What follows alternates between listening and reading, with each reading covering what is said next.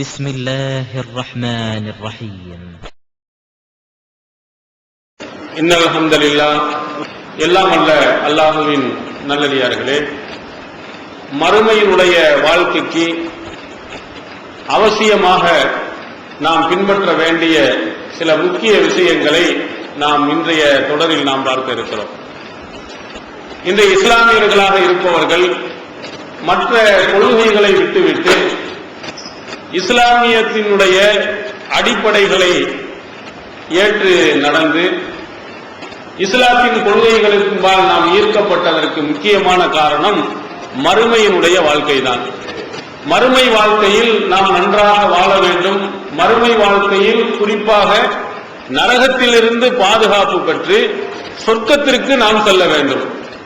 இந்த அடிப்படைக்காகத்தான் நாம் மிகவும் கஷ்டப்பட்டு சிரமப்பட்டு பகல் நேரங்களிலெல்லாம் நாம் நோன்பு நோற்று கடுமையாக பசியாக இருந்தாலும் கடும் வேலையாக இருந்தாலும் நாம் நோன்பை நோக்கிறோம். அதே போன்ற ஐவேளை தொழுகைகளை நாம் நிறைவேற்றுகிறோம். இன்னும் எத்தனையோ விஷயங்களை நாம் பின்பற்றுகிறோம். இதற்கெல்லாம் காரணம் நாம் மறுமையில் வெற்றியடைய வேண்டும். அதில் குறிப்பாக சொர்க்கம் என்ற அந்த மாபெரும் ஒரு பரிசை நாம் பெற வேண்டும் என்பதுதான் மிக முக்கியமான அடிப்படை.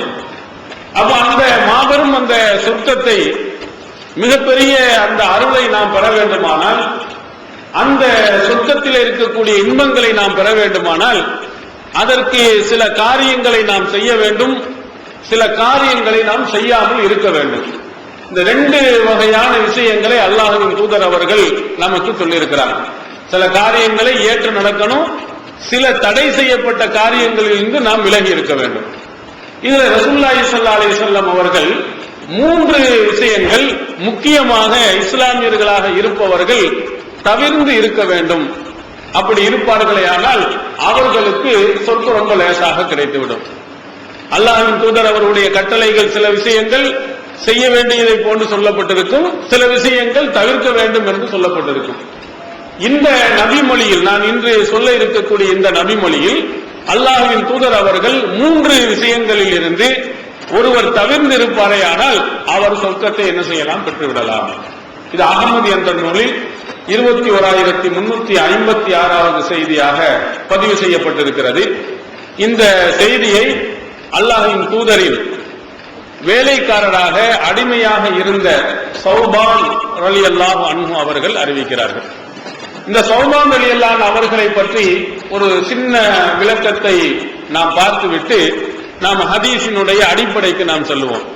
இந்த சௌபான் ரலியல்லாஹு அவர்கள் யார், அவர் எப்படிப்பட்டவர் என்ற வரலாற்று குறிப்பை அல் இசாபா ஃபி தம்ஹீஸி ஸஹாபா என்ற ஹாஃபிஸ் இப்னு ஹஜர் அவர்களுடைய வரலாற்று நூலில் நாம் பார்க்கிறோம். இவர்கள் கைதியாக பெறப்பட்டு ரசூலுல்லாஹி ஸல்லல்லாஹு அலைஹி வஸல்லம் அவர்கள் விலைக்கு வாங்கி அவரை விடுதலை செய்திருக்கிறார்கள். ரசூல் ஸல்லல்லாஹு அலைஹி வஸல்லம் இறக்கின்ற வரையிலேயும் அல்லாஹ்வின் தூதர் அவர்களுக்கு பணிவிடை செய்வோராக சௌபான் ரலியல்லாஹு அவர்கள் இருந்திருக்கிறார். இதை நாம் அந்த வரலாற்று நூலில் நாம் பார்க்கிறோம். ஒரு கைதியாக இருந்து விலைக்கு வாங்கி அந்த அவர்களை அல்லாஹ்வின் தூதர் அவர்கள் விடுதலை செஞ்சனால அவர்களுக்கு பணிவிடை செய்யக்கூடிய பொறுப்பை யார் ஏற்றிருக்கிறார்னா சௌபான் ரலியல்லாஹு அவர்கள் ஏற்றிருந்தாங்க. கடைசி வரையிலையும் அல்லாஹ்வின் தூதர் அவர்கள் இறக்கின்ற வரையிலேயும் அந்த பொறுப்போடு இருந்திருக்கிறாங்க. இவர்கள் அறிவிக்கக்கூடிய ஹதீசுகள் நம்ம மொத்தமாக ஆய்வு செய்து பார்த்தோமானால் இவர் ஏறத்தாழ 123 ஹதீசுகள் அறிவித்ததாக ஹதீஸ்களை வல்லுநர்கள் சொல்லியிருக்கிறார். இந்த சௌபான் ரலியல்லாஹு அவருடைய ஹதீஸ்களையும் மற்ற நபித்தோழர்களுடைய ஹதீஸ்களையும் நாம் ஒப்பிட்டு பார்த்தா இவர்களுடைய நிறைய செய்திகள் எப்படி இருக்குன்னா, சொர்க்கத்திற்கு நம்ம போறதுக்கு உள்ள வழிவகைகள், நிறைய நன்மைகளை தரக்கூடிய வழிவகைகள், அது மாதிரி ரசூல் ஸல்லல்லாஹு அலைஹி வஸல்லம் சொன்ன செய்திகளை நிறைய இவங்க அறிவிச்சிருக்கிறாங்க. நபித்தோழர்கள்ல சில நபித்தோழர்கள் எப்படி இருந்திருக்காங்கன்னா, தீமைகள் மறுமையில தண்டனை தரக்கூடிய காரியங்கள் என்னென்ன என்பதை பற்றி சில நபித்தோழர்கள் ஆர்வமாக கேட்டிருக்கிறாங்க. உதாரணத்திற்கு ஹுதைபத்துல் யமான் ரலியல்லாஹு அவர்கள், இவங்க ஹதீஸ் கலையில என்ன சொல்லுவாங்கன்னா, ஹதீஸ் நூல் ஆசிரியர்களும் சரி நபி தோழர்களும் என்னது சாஹிபு சிர்ரு ரசூலுல்லாஹி ஸல்லல்லாஹு அலைஹி வஸல்லம், ரசூல் ஸல்லல்லாஹு அலைஹி வஸல்லம் அவர்களுடைய ரகசியங்களை தெரிந்திருந்த நபித்தோழர். அதாவது முனாஃபிகீன்களுடைய பெயர்கள் எல்லாம் அல்லாஹ்வின் தூதர் அவர்கள் இவங்ககிட்ட சொல்லி இருந்தாங்க. அதனால சாஹிபு சிர், ரசூல் ஸல்லல்லாஹு அலைஹி வஸல்லம் ரகசிய தோழர் என்று என்ன செய்திருந்தாங்க, அவர்களுக்கு பெயர் சூட்டப்பட்டிருந்தாங்க. இவர்கள் எப்படிப்பட்டவர்கள்னா, நன்மையான காரியங்களை அல்லாஹ்வின் தூதர்கிட்ட கேட்கறதை விட தீமையான காரியங்கள் என்னன்னா கேட்பாங்களாம். அதுக்கு அவங்களே காரணம் என்ன சொல்றாங்கன்னா, தீமையில் போய் நாம் வீழ்ந்து விடக்கூடாது, பாவமான காரியங்கள்ல நாம் விழுந்துடக்கூடாது அப்படிங்கிறதுக்காக வேண்டி அல்லாஹ் எதை நெருங்கக்கூடாது, எதை தடை செஞ்சிருக்கிறானோ அந்த மாதிரி காரியங்களாக கேட்டு கேட்டு அவர்கள் என்ன செய்வாங்க, தெரிந்து வைத்துக் கொள்வார்கள். இதனால்தான் உமர் பின் கத்தாப் ரலியல்லாஹு அவர்கள் அந்த குழப்பமான பயங்கரமான விஷயங்கள் ஏதாவது தேவை என்று சொன்னால் அது தொடர்பாக அல்லாஹ்வின் தூதர் சொன்னதாக இருந்தா யார்கிட்ட கேட்பாங்கன்னா, உதைபத்துல் யமான் ரலியல்லாஹு அவங்ககிட்ட கேட்பாங்க. இது புகாரில பல செய்திகள் இடம்பெற்றிருக்கு. அந்த மாதிரி இந்த சௌபான் ரலியல்லாஹு அவர்கள் அறிவிக்கக்கூடிய செய்திகள் நிறைய நீங்க பார்த்தீங்கன்னா, அவர்கள் சொர்க்கலோகத்திற்கு போற மாதிரி, நன்மைகளை அள்ளித்தர்ற மாதிரி, இந்த மாதிரி செய்திகளை நிறைய அறிவித்திருக்கிறாங்க. அதுல ஒரு சில செய்திகள் நாம் பார்க்கும். சஹீஹ் முஸ்லிமில் இடம்பெற்றிருக்கிறது. மாதான் இப்னு அபி தல்ஹா என்று சொல்லக்கூடிய ஒரு சாபி சௌபான் அவர்கள்ட்ட கேட்கிறாங்க, அஸ்பிர்னி பி அமலின் அமலுஹு யுத்கிலுல்லாஹு பிஹில் ஜன்னah, அல்லாஹ் தஆலா என்னை சொர்க்கத்திற்கு கொண்டு போய் சேர்க்கக்கூடிய அமல்களை எங்களுக்கு சொல்லித் தாருங்கள் அப்படின்னு கேட்டாங்க. நான் எந்த அமலை செஞ்சேன்னா நான் சொர்க்கத்துக்கு போகலாம் அப்படின்னு கேட்கும் பொழுது அவர் கொஞ்ச நேரம் அமைதியாக இருந்தார். அப்ப அதற்கு அடுத்து சௌபான் ரலியல்லாஹு அவர்கள் சால்து அன் ஸாலிக ரசூலுல்லாஹி ஸல்லல்லாஹு அலைஹி வஸல்லம், இது தொடர்பாக நான் அல்லாஹ்வின் தூதர் அவர்கிட்ட நான் கேட்டேன். அப்ப அவர்கள் சொன்னாங்க, அலைக பி கஸரத்தி சுஜூதி லில்லாஹ், அல்லாஹ்வுக்கு அதிகமாக நீ சஜிதா செய், அதாவது அதிகமாக நீ தொழு. இப்ப இன்னக லா தஸ்ஜுது லில்லாஹி சஜதத்தன் இல்லா ரஃபஅல்லாஹு பி தரஜத்தன் வ ஹத்தா அன்க பிஹா கதியத்தன், நீ ஒரு சஜிதா செஞ்சேன்னா, ஒரு தடவை அல்லாஹ்வை நீ வணங்கினாய் என்று சொன்னால் உனக்கு ஒரு படித்தரம், ஒரு அந்தஸ்து உயர்த்தப்படுகிறது, ஒரு தீமை உன்னிடத்தில் இருந்து அழிக்கப்படுகிறது.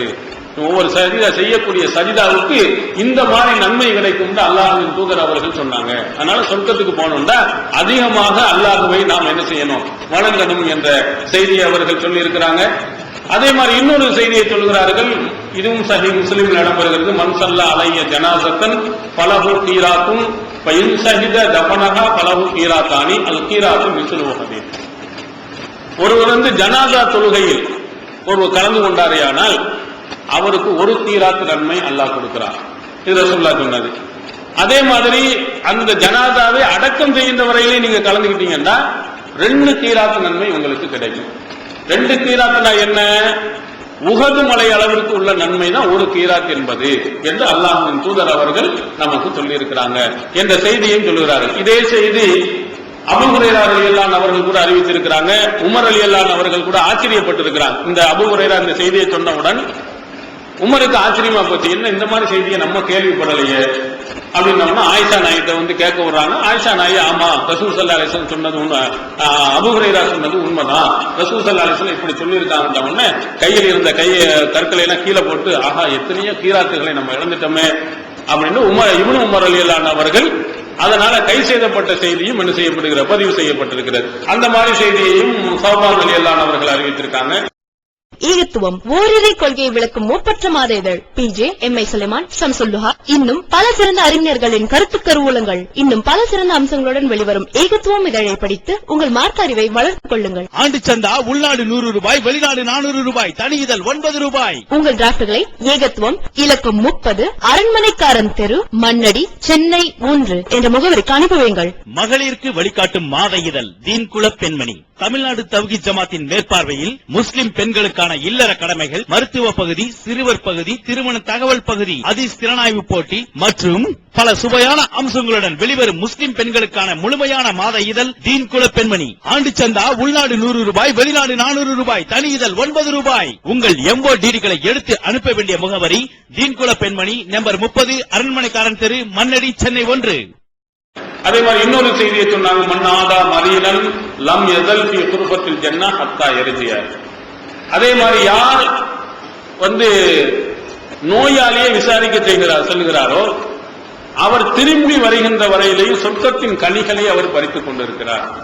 இந்த நோயாளியை போய் ஒருத்தர் சந்தித்து நம்ம ஆறுதல் சொன்னோமே, ஆனால் சொர்க்கத்தின் கனியை பறிக்கக்கூடிய ஒரு அற்புதமான ஒரு வாய்ப்பு மாதிரி அதை அவன் பயன்படுத்திக் கொள்கிறான். இது சொர்க்கலோகத்துக்கு உள்ள போயிட்டு வர்ற மாதிரி, அந்த மாதிரி நன்மைகளை தரக்கூடியது என்று அல்லாஹ்வின் தூதர் அவர்கள் சொன்ன செய்தியையும் இதே சௌபான் ரலியல்லாஹு அவர்கள் அறிவித்திருக்கிறாங்க. அதே மாதிரி இன்னொரு செய்தி அபூதாவுதில் இடம்பெறுகிறது. மையத்துல்லி அல்லா யஸ்அலன் நாஸ ஷையன் வ அதகஃபல்லஹு பில் ஜன்னah. யார் என்னிடத்துல ஒரு உறுதிமொழியை தருகிறார்களோ அவருக்கு நான் ஜன்னத்தை நான் பொறுப்பேற்றுக்கிறேன். அல்லாஹ்வின் தூதர் அவர்கள் சொன்னாங்க. என்ன அந்த பொறுப்பு? யாரிடத்திலேயும் நான் கையேந்த மாட்டேன், பிச்சை எடுக்க மாட்டேன், சொந்தமா உழைத்து நான் கஷ்டப்பட்டு நான் என்னுடைய தேவைகளை நிறைவேற்றிக் கொள்வேன், அடுத்தவங்கள கையேந்த மாட்டேன்னு யார் பொறுப்பேற்றீங்கன்னா உங்களுக்கு ஜன்னத்துக்கு நான் பொறுப்பேற்றுக்கிறேன். அப்ப உடனே சௌபான் ரலியல்லாஹு ஆனா நான் அதற்கு தயார் அப்படின்னு நான் சொன்னேன். அவர் காணலா யசோல் அகதன் செய்யா, வேற யாரையும் அவர் கையேந்தவே இல்லையா. எப்படி வந்தவர்களை நீங்க பார்க்கணும். அடிமையாக இருந்து அவர் வாங்கி விலைக்கு வாங்கப்பட்டு விடுதலை செய்யப்பட்டவர், ஒரு வேலைக்காரராக இருந்தவர். சொந்தம் கிடைக்கின்றவன யார்கிட்டையும் நான் கையேந்தாமல் நான் இருப்பேன் என்று அவர் சொன்னார். இப்ப இந்த மாதிரி சௌபான் ரலியல்லாஹு அவர்களுடைய செய்திகள் எல்லாம் பார்த்தா சொர்க்கத்துக்கு போற மாதிரி, நன்மைகளை அள்ளித்தர மாதிரி நிறைய செய்திகள் அவர்களுடைய நபிமொழி தொகுப்புகள்ல இருந்து அவர்கள் அறிவித்த செய்திகள்னு பார்க்க முடியும். அந்த நபி தோழர் தான் இந்த செய்தியை அறிவிக்கிறார். அகமதுடைய செய்தியை சொல்கிறார். மன் ஃபாரகர் ரூஹு அல் ஜஸத, எவருடைய ரூஹ் அவனுடைய உடலில் இருந்து பிரிகிறதோ, எந்த நிலையில் வஹுவ பரீஉன் மின் ஸலாஸின், 3 விஷயங்கள் நீங்கிய நிலையில் ஒருவருடைய ரூஹ் அவனுடைய உடலில் இருந்து பிரிந்தால், எதை விட்டும் 3 என்னது? அல் கிப்ர், முதலாவது ஆணவம், இந்த ஆணவம் தற்பெருமை, இரண்டாவது அல் குலூல் மோசடி, மூணாவது அத்தைன் கடன். இந்த 3லிருந்து அவனுடைய ரூஹ் பிரியுமானால், இதுல இருந்து விலகி இருந்த நிலையில, அதாவது ஆணவக்காரனா இல்ல, அடுத்தவனுக்கு மோசடி செய்தவனா இல்ல, கடன் வாங்கி கொடுக்காதவனாகவும் இல்லை, அப்படி இருந்தால் ஃபஹுவ ஃபில் ஜன்னah, அவர் சொர்க்கலோகத்தில் இருப்பார். அவர் அல்லது வஜபத் லஹுல் ஜன்னah, அவருக்கு சொர்க்கம் கடமையாகிவிட்டது என்று நபி ஸல்லல்லாஹு அலைஹி வஸல்லம் அவர்கள் சொன்னதாக சௌபான் ரலியல்லாஹு அவர்கள் சொல்லுகிறார்கள். அப்போ சொர்க்கத்திற்கு போவதற்கு முக்கியமாக 3 விஷயங்கள் நம்மகிட்ட இருக்கக்கூடாது. முதலாவது விஷயம் என்ன? ஆணவம், தற்பெருமை. இந்த போக்கு ஒருவனுடைய உள்ளத்தில் வந்து விடுமானால் கண்டிப்பாக அவன் ஒருபோதும் ஜன்னத்துக்கு போகவே முடியாது. இது திருமறை குர்ஆன் ரொம்ப அழகா சூரத்துல் கஸஸினுடைய 83வது வசனத்தில் அல்லாஹ் சொல்றான், தில்கத் தாருல் ஆகிரா, அந்த மறுமையினுடைய வீடு நஜ்அலுஹா லில்லதீன லா யுரீதுன உலூஹன் ஃபில் அர்லி வலா ஃபஸாதா வல் ஆகிபத்து லில் முத்தகீன். யார் இந்த பூமியில் ஆணவத்தோடு நடக்காமல் இருக்கிறார்களோ அவர்களுக்கும், யார் ஃபஸாதை குழப்பத்தை ஏற்படுத்தாமல் இருக்கிறார்களோ அவர்களுக்கும் தான் நாம் ஆக்கி வைத்திருக்கிறோம். இறையச்சம் உள்ளவர்களுக்குத்தான் இறுதி நல்முடிவு இருக்கிறது என்று அல்லாஹ் அந்த வசனத்தில் சொல்கிறார். மறுமையினுடைய வீடு யாருக்குன்னா, இந்த பூமியில் ஆணவத்தோடு நடக்காதவன். ஆணவத்தோடு நடக்கிறவன் பல வகையில் இருக்கிறான். ஒருத்த பொருளாதாரத்தில் மிகைத்திருந்தால் ஆணவத்தோடு நடக்கிறான், கல்வியில மிகைத்திருந்தால் அவனும் ஆணவத்தோடு நடக்கிறான். ஒரு சிலர்கள் ரொம்ப ஏழையா இருந்தாலும் திமிராக நடக்கிறவன் இருக்கிறான். இப்படியும் பல வகைகள். எல்லாத்தையும் ஏழையே இருக்கிறவன் சொல்ல முடியாது. ஏழையாக இருந்து பெருமை அடிக்கிறவன், இப்படிப்பட்ட அவனை அல்லாஹ் திரும்பி கூட பார்க்க மாட்டானா.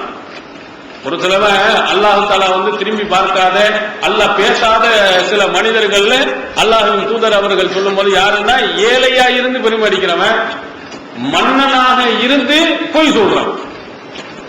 மன்னனுக்கு தேவையா? நீ தானே உலகத்தில் உள்ளவன ஆட்டி படைக்கிற அதிகாரத்தை உனக்கு எதுக்கு பொய் பேச வேணும்? நீ சொன்னபடி நடக்கிறதுக்கு அத்தனை பேரும் தயாரா இருக்கும் போது இப்படி இருக்கிறவன். அதே மாதிரி வயோதிகனாக இருந்து என்ன செய்ய? விபச்சாரம் செய்கிறவன். நீ தான் நாளைக்கு இன்னைக்கு கிடக்குற, உன்னை என்ன எல்லா இன்பத்தையும் நீ என்ன செஞ்சு பெற்ற ஆளு, உனக்கு என்ன? சில நியாயம் இருக்கணும். ஒரு சில தப்பு செய்வதற்கு என்ன துடிப்பான ரத்தம் இருந்துச்சு, ரொம்ப இளைஞரா இருந்தா, சரி ஏதோ தப்பா போயிட்டாங்க, ஓரளவாவது ஏத்துக்கலாம், அது குற்றம் தான். அதுக்கு ஒரு காரணம் இருக்குது. நீங்க ஒரு பணக்காரன் பெருமடிக்கிறான்னு வச்சுக்கிடுவோம், அவன் பெருமடிச்சான்டா சரி, அவனுக்கு பணம் இருக்குது பெருமடிக்கிறான். ஆனா நீனே பிச்சைக்காரன், அடுத்த 4 பேர் வீட்டுல கேட்டு வாங்கி திங்கிறவன், நாளைக்கு சாப்பாடுக்கு வழி இல்ல, உனக்கு என்ன திமுறை, உனக்கு என்ன ஆணவ பேச்சு, உனக்கு என்ன இந்த நடையில திமுறான நடை. அப்ப ஏழையா இருந்துகிட்டு நீ செய்யறது அட்டகாசம். அதே மாதிரி மன்னனாக இருந்துகிட்டு பெரிய அளவுக்கு நீ இருக்கிற, உனக்கு என்ன பொய் பேசுறது. அப்ப இந்த மாதிரி ஆளுகளை திரும்பி பார்க்க மாட்டான். பொதுவா எல்லாத்துக்கும் நல்லவனா இருந்தாலும் பொய் பேசுவது குற்றம் தான், விபச்சாரம் செய்வது குற்றம் தான், ஆணவத்தோடு நடப்பது குற்றம் தான். ஆனா ரொம்ப நீ எல்லாம் ரொம்ப அடங்கி போக வேண்டியவனே ரொம்ப திமிரா நீ நடந்தீங்கன்னா அல்லாஹ் உன்னை வந்து திரும்பி கூட பார்க்க மாட்டான், உனக்கு கடுமையான அதாபு இருக்கிறது அல்லாஹ்வின் தூதர் அவர்கள் இன்னொரு இடத்துல சொன்னாங்க. அப்ப எந்த வகையிலும் சரி, ஏழையாக இருந்தாலும் சரி, பணக்காரனாக இருந்தாலும் சரி, கல்விமானாக இருந்தாலும் சரி, என்ன செய்யக்கூடாது, திமுறாக நடக்கக்கூடாது, அடங்கி நடக்கணும். உனக்கு மேல் யார் இருக்கிறான்னு அல்லாஹ் ஒருவன் இருக்கிறான். நம்ம அத்தனைக்கும் மேல தகுதி வாய்ந்த ஒருவன் அல்லாஹ் இருக்கின்ற பொழுது ஆணவத்தோடு ஒருத்தன் நடந்தானே ஆனால் அவனுக்கு ஜன்னத் என்பதே கிடையாது. நடந்தான் ஒருத்தன், யாரு, மூசா அலைஹிஸ்ஸலாமுடைய காலத்துல ஒருத்தன் இருந்தான், காரூன் என்று. அவன் பெரிய கோடீஸ்வரன், அவனுக்கு நிகராக செல்வம் யாருக்கும் இருக்கிற மாதிரி தெரியல. அவனுடைய கசானாக்கள்லாம் பூட்டப்பட்ட அந்த சாவிகளை ஒரு பெரும் கூட்டத்தினர்கள் என்ன செய்ய முடியாது, சுமக்க முடியாதுன்னு அல்லாஹ் குர்ஆன்ல சொல்றான். அப்பவும் அந்த நல்லவர்கள் லா தஃப்ரா, ஆணவம் கொள்ளாத, தற்பெருமை கொள்ளாத, நீ அல்லாஹ்வை பயந்து கொள்ளுங்கள் நல்லவர்கள்லாம் அவனுக்கு அறிவுரை சொன்னாங்க. ஆனா அப்ப என்ன சொன்னா, அந்த செல்வத்தை வைத்துக் கொண்டு திமுறா என்ன பேசான், ஊதீது அலா இல்மின் இந்தி, என்னட்ட இருக்கக்கூடிய அறிவில நான் சம்பாதித்தேன். எல்லாம் என்ன கோடி கோடியா சம்பாதிச்சனா, எதை கொண்டு செஞ்சானா, அவன் அறிவு, இந்த அறிவுனால தானே வந்துச்சு, அல்லாவாவது குல்லாவாவதுன்றான். உடனே அல்லாஹ் என்ன செஞ்சான், இவனுக்கு கொடுத்தான் ஒரே அடி, வஹஸப்னா பிஹி வ பிதாரிஹில் அர்ல், அவனையும் அவனுடைய மாடாதி மாளிகையையும் பூமியில் சொருக செய்தோம். சும்மா அப்படி மெதுவா தொடர்ந்து உள்ள போயிட்டான். அவ்வளவு அல்லாஹ்க்கு பெரிய விஷயமா இது. இறைவன் இந்த பூமியில மெதுவா அப்படி நவலும் சொன்னா உள்ள சரண்டு எல்லாரும் உள்ள போக வேண்டியதான். அதெல்லாம் அவனுக்கு தெரியல. அவனுடைய அவ்வளவு கோடிக்கணக்கான சொத்துக்களும், அவனுடைய வைத்திருந்த அந்த வைடூரியங்களும், அவனுடைய இருந்த எல்லா விதமான பொக்கிஷங்களும் அவனை காப்பாத்துனுச்சா? ஆணவக்காரனுக்கு அழிவு கண்டிப்பாக இருக்கிறது. நீ எவ்வளவு செல்வம் வந்தாலும் அடக்கம் ரொம்ப இருக்கணும். உனக்கு தன்னம்பிக்கை இருக்கலாம், ஆனா தற்பெருமை என்ன செய்யக்கூடாது, இருக்கக்கூடாது. எவ்வளவு கல்வி வந்தாலும் சரி, எவ்வளவு ஞானம் உனக்கு இருந்தாலும் சரி, ரொம்ப அடக்கி தான் வாசம். அல்லாஹ்வின் தூதர் அவர்களை விட கல்வி பெற்றவர்கள் இருக்கிறாங்களா, மார்க்கத்தை பற்றி அறிந்தவர்கள் இருக்கிறார்களா? அவர்களுக்கு அல்லாஹ் என்ன சொல்றான், தவாலவும் சொல்றான். அல்லாஹ் எனக்கு வரையறைக்கிறான், பணிவோடு நடக்கணும், ஆணவத்தோடு நீ நடக்கக்கூடாது என்று ரசூல் ஸல்லல்லாஹு அலைஹி வஸல்லம் அவர்களுக்கு அல்லாஹ் தஆலா கட்டளை எடுக்கிறான் என்று சொன்னால், அந்த ஆணவம், தற்பெருமை எந்த மனிதனுடைய உள்ளத்திலே, ஆணிடத்திலேயும் வரக்கூடாது, பெண்ணிடத்திலேயும் வரக்கூடாது. அது கொஞ்சம் ஒட்டிக்கிட்டு இருந்தாலும் சரி, சிறிதளவு இருந்தாலும் கூட அல்லாஹ் தஆலா என்ன சொல்றான்னா, அவனுக்கு சொர்க்கம் கிடையாது. ரசூல் ஸல்லல்லாஹு அலைஹி வஸல்லம் சொன்ன சஹீஹ் முஸ்லிம் இடம் இருக்கிறது, லா யதுகுலுல் ஜன்னத அஹதுன் ஃபீ கல்பிஹி மிஸ்கால ஹப்பத்தி ஹர்தலின் மின் கிப்ரியா. அந்த பெருமையிலிருந்து ஒரு அணுவளவு எவனுடைய உள்ளத்தில் இருக்குமோ அவன் ஜன்னத்தில் நுழைய முடியாது, சொர்க்கத்தில் நுழைய முடியாது. அல்லாஹ்வின் தூதர் அவர்கள் சொன்னா, கொஞ்சம் பொருள்தான் நிறைஞ்சுதான் இருக்க, கடுகு அளவு கூட உள்ளத்துல ஒட்டவே கூடாது அப்படின்னு பெருசா தனக்கு முன்னால பெரிய இது. அதனால்தான் இந்த தொழுகையில் இருந்து பல விஷயங்களில் இஸ்லாம் என்ன செய்கிறது, அவனை அடக்கி வைக்கிறது. எல்லாரும் சேர்ந்துதான் நிக்கணும். அவனுக்கு உயர்ந்தவன் என்று சொன்னால் தனியான வரிசை என்று இல்லை, தனியான ஆடை என்று இல்லை, அவனுக்கு முக்கியத்துவம் இல்லை. பூசா இஸ்லாத்துக்கு வந்தவரும் அவன் அங்கதான் இருக்கணும், தாழ்த்தப்பட்டவனு நீந்து நினைக்கக்கூடியவனும் அவனோட ஒட்டிக்கிட்டு தான் இருக்கணும். சில நேரங்களில் அவனுடைய கால்கள் அவன் தலையில படுற மாதிரி இருக்கும், அதையெல்லாம் நீ ஏற்றுக்கொண்டுதான் இருக்க வேண்டும் என்று இஸ்லாத்தினுடைய கடமைகளில் எல்லாம் உன்னைய எல்லாமே சமமாகத்தான் என்ன செய்கிறது, இஸ்லாம் பார்த்திருக்கிறது. அதனால பெருமை உன்னிட்ட என்ன செய்யக்கூடாது, கொஞ்சம் கூட இருக்கக்கூடாது. அப்படி நடக்கணும். அல்லாஹ்வின் தூதர் அவர்கள் எவ்வளவு உலகத்திலே எவ்வளவு சிறந்தவர்கள். இந்த மூமின்களுக்கு எப்படின்னு சொன்னா, அந்நபி அவுலா பில் மூமினீன மின் அன்ஃபுஸிஹிம், இந்த நபி மூமின்களுக்கு உயிரை விடவும் மேலானவர் அப்படின்னு அல்லாஹ் சொல்றான். உயிரை விட நம்ம மேலான நேசிக்கிறோம். ஆனா அவர்கள் எப்படி நடந்தார்கள் தெரியுமா? இப்னு மாஜா என்ற நூலில் நாம் பார்க்கிறோம்.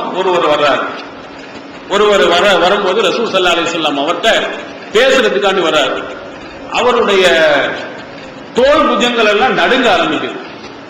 அவருடைய தோல் புஜங்கள் இப்படி குடு ஆஹா ரொம்ப முக்கியமான பெரிய ஆட்டம் வந்து நிக்கிறவன். இப்ப ரசூல் ஸல்லல்லாஹு அலைஹி வஸல்லம் பெரிய மன்னர், பெரிய எதுவும் மாறி இருந்தவன நடுங்குறான். அப்ப ரசூல் ஸல்லல்லாஹு அலைஹி வஸல்லம் அவர்கள் அமைதி அறிய, எதற்காக வேண்டி இப்படி கைகால் எல்லாம் நடுங்கிறது? நான் வந்து மலிக்கு கிடையாது, மன்னன் கிடையாது. அன இப்னு இம்ராத்தின் தஅக்குலுல் கதீர். நான் மற்ற மன்னர்கள் மாதிரி எப்படி நிக்கிற மாதிரி நெல்லு வெட்டி விடுற மாதிரி பயங்கரமாக காட்டக்கூடிய மாதிரி நான் கிடையாது. நான் வந்து ஒரு பெண்ணினுடைய மகன் தான். எந்த பெண்ணு? உப்பு கண்ணம் சாப்பிடுமே அந்த சாதாரண ஒரு பெண்ணினுடைய மகள் தான் நான், மகன் தான் நான் தவிர பெரிய மன்னன் எல்லாம் கிடையாது, அப்படி நடக்கிறவனும் கிடையாது. நீ சாதாரணமாக பேசுன்னு ரசூல் ஸல்லல்லாஹு அலைஹி வஸல்லம் சொல்றாங்க. எப்படி பாருங்க, எவ்வளவு பெரிய உயர்ந்த அந்தஸ்து கொடுக்கணும்னா உண்மையான அந்தஸ்து அல்லாஹ்வின் தூதருக்கு கொடுக்கணும். உண்மையிலேயே நடந்தவங்க, தற்பெருமை எதுவுமே இல்லாதவர்கள், பணிவோடு நடந்தவர்கள், எல்லாத்திலையும் அவ்வளவு பணிவை காட்டிய அல்லாஹ்வின் தூதர் அவர்கள் சொல்றாங்க, நீ வந்து அப்படி நடக்க சாதாரணமா என்னட்ட நீ பேசு, நான் பெரியவரெல்லாம் கிடையாது என்று அல்லாஹ்வுடைய அடிமை என்பதையும் அங்கே சொன்னான். அதான் அன்றைய காலத்துல எப்படி எல்லாம் வந்து தற்பெருமையை வைத்து தலைகீழ கூட்டு வச்சு ஆட வச்சுக்கிட்டு இருந்தாங்க. ஈசா அலைஹிஸ்ஸலாம் அப்படி சொன்னான், அவன் கடவுள்னு சொன்னான். சிலர் கடவுளுடைய பிள்ளை என்று சொல்ல அளவுக்கு உயர்த்தும் பொழுது ரசூல் ஸல்லல்லாஹு அலைஹி வஸல்லம் லா துருனி கமா அஸ்ரத்தின் நஸாரா ஈசா இப்னு மரியம், மரியமுடைய மகன் ஈசாவை வரம்பு மீறின மாதிரி என்ன வரம்பு மீறாதீங்க, என்னன்னு சொல்லுங்க. கூலு அப்துல்லாஹி வ ரசூலுஹு, நீங்கள் சொல்லுங்கள் நான் அல்லாஹ்வின் அடிமை, நான் எஜமானம் கிடையாது, அந்த அல்லாஹ்வுக்கு நானும் அடிமை தான். அடுத்ததா உங்களுக்கு எனக்கு என்ன வித்தியாசம், நான் அவருடைய தூதராக இருக்கிறேன் என்று நீங்கள் சொல்லுங்கள். இதைத்தான் ரசூல் ஸல்லல்லாஹு அலைஹி வஸல்லம் அவர்கள் சொன்னார்கள். அந்த மாதிரி நடந்தாங்க. அந்த தற்பெருமை ஆணவங்கிறது கொஞ்சம் கூட ரசூல் ஸல்லல்லாஹு அலைஹி வஸல்லம் உடைய வார்த்தைகளில், அவர்களுடைய நடைகளில் எங்கேயும் நீங்கள் பார்க்க முடியாது. இதே மாதிரி ஒரு சம்பவம் நடக்கிற ரசூல் ஸல்லல்லாஹு அலைஹி வஸல்லம் உடைய காலத்துல அலுபா என்ற ஒரு ஒட்டகம், ரசூலுல்லாஹ்க்கு பல ஒட்டகங்கள், கஸ்வா என்று இருந்துச்சு, அலுபா என்று இருந்துச்சு, இந்த மாதிரி பல பெயர்கள் உள்ள ஒட்டகம் இருந்துச்சு. இந்த ஒட்டகம் கடுமையா நல்ல வேகமா ஓடக்கூடிய ஒட்டகம். ஏன்னா ஒட்டக பந்தயம்லாம் நீங்க வச்சிருப்ப நீங்க பாப்பீங்க, ராஜஸ்தான் ஒட்டக பந்தயம் அரபு நாடுகள்லாம் வைப்பாங்க.